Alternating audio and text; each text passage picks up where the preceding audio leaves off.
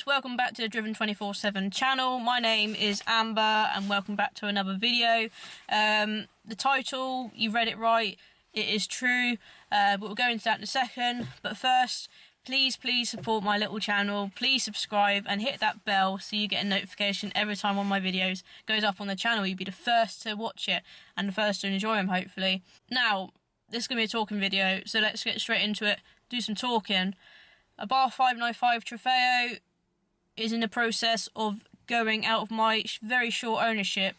I may lose some subscribers over this. If I do, then fair enough. If I don't, then great, because at the end of the day, I've still got a small hot hatch, which I personally think is better than the 595 Abarth, and it doesn't cost me finance. It's not on finance, it doesn't cost me monthly like the 595 Trofeo did.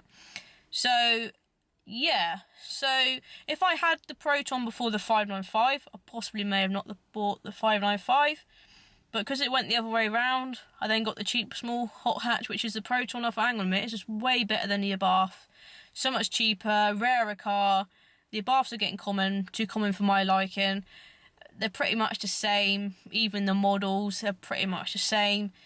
And when I was doing my new videos with the 595 Trofeo, I sort of run out of things to say because I've owned 3 595s already.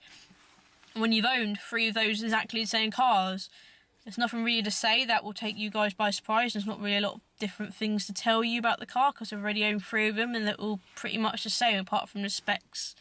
Do you know what I mean? So yeah, I basically approached Dale, and I'd been secretly thinking it for a while, and I approached Dale the other weekend and I said, this is going to sound crazy, but why don't we just get rid of the Abarth, try and save some money for our wedding, which we don't know when it's happening because we ain't got the money for it. Let's try and save some money for the wedding, try and have some fun with the new little hot hatch, which is the Proton Satria GTI, and we've now got a house to pay for. We could afford the Abarth, but only just, and yeah, it was just becoming a bit of a struggle to be honest with you guys, and I've already lost about £2,000 on the car. It's a couple of months old. As soon as you drive any new car off the showroom, it depreciates like mad. Like I said, I've really lost £2,000 on the car, and it's pretty much a new car. I've only about 700 miles on the clock, and it's better late than never to find out that finance isn't really the sort of game to be in, especially if you want money, because I keep losing money through it. So yeah, it's completely my fault.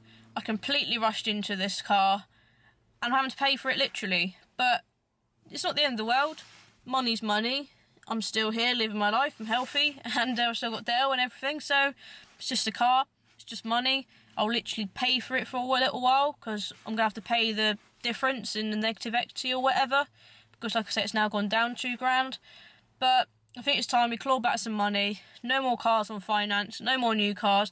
Let's just stick with these old cool cars like there was VW Passat, Proton Satria GTI. Let's just stick with that sort of stuff and enjoy our lives, basically. So that I might take a little break from YouTube. I'm not too sure because it's sort of not only in my life, but ever since I got the 595 Trofeo back in my life, I was getting more views. So I thought, oh, this is the reason for me to keep the Abarth. But then I thought, I can't. Why should I pay all that money a month on a car just for YouTube videos? Because I don't really, I'm not a big channel yet, and there's no point. So I'm not going to live for YouTube. I'm going to get rid of the car. It makes me good on YouTube. And if you guys like me without the car, then great. If you guys don't subscribe for Abarth content, then I'm sorry. But in saying that, we still got my parents' Abarth here, and we're doing stuff for that today. So there's still going to be Abarth content. There's still going to be hot hatch content, just in the shape of a Proton.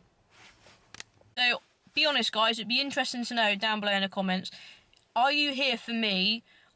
Or let's put it in the past tense, or were you here for the Abarth stuff? But like I say, the Abarth stuff's still going to come.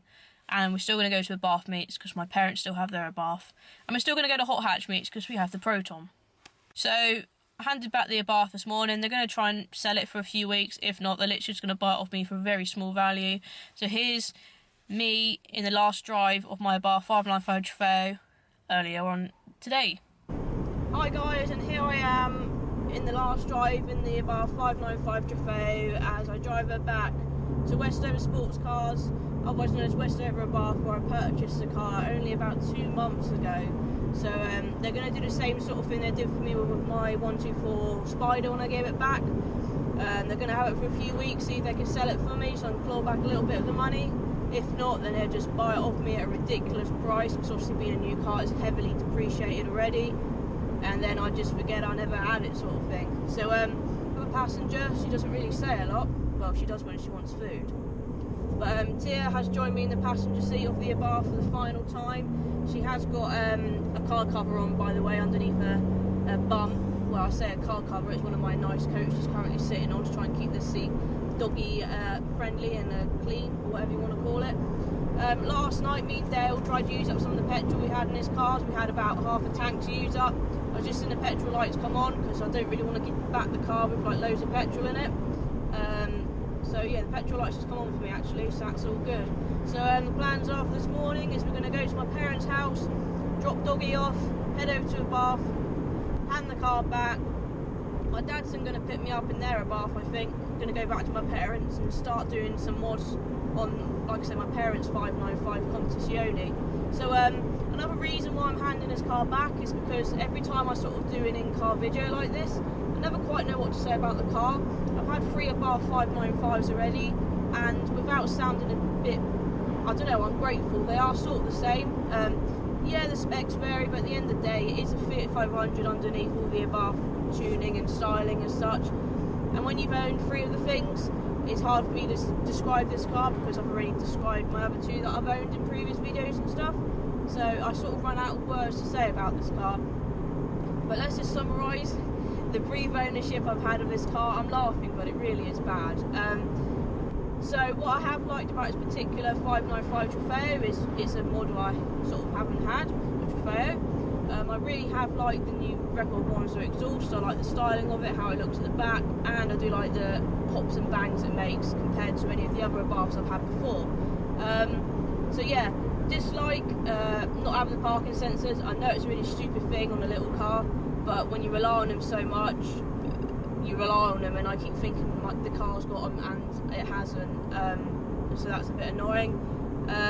Apart from that, again, another like, I've liked the bigger touchscreen, with the, obviously DAB obviously comes with standard, but I like the bigger, clearer touchscreen. Haven't really liked the seats. I mean, yeah, they hold you in, but I would have preferred the say belts, but hey ho. And I don't know, really, that's probably it. So the car's only done nearly 800 miles, 2018 plate. I've had it for a couple of months. Let's go to my parents, drop Mrs. off here, and head over to the Abarth showroom and see if they can try and sell this car for me. If anyone is actually interested in this car, then like I say, it will be up for sale for a few weeks. They have stopped producing the 595 Trofeo model now for some reason, so ordering is closed for those. So it is going to be a sort of, it's probably going to be one of the newer Trofeos out there now. And obviously it isn't a new Rally Yellow, it's barely done any mileage, the car's mint, so if anyone is generally interested, I'll leave Westover Sports Cars details below.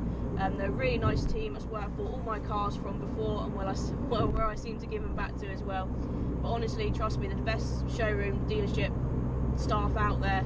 So if you are interested, let me know first if you are generally interested in buying this car, then I'll give you a little bit of a discount, not, I don't know, a few £100 off it for you as you're coming through from the channel to buy the channel's old car. So yeah, enough talking.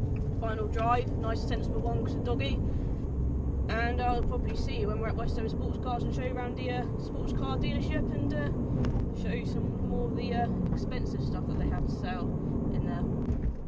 So here she is, guys, parked up next to a brand new red Abarth. This is where she is, and this is where hopefully she'll find her new home, and hopefully the new owner will keep her much longer than I did.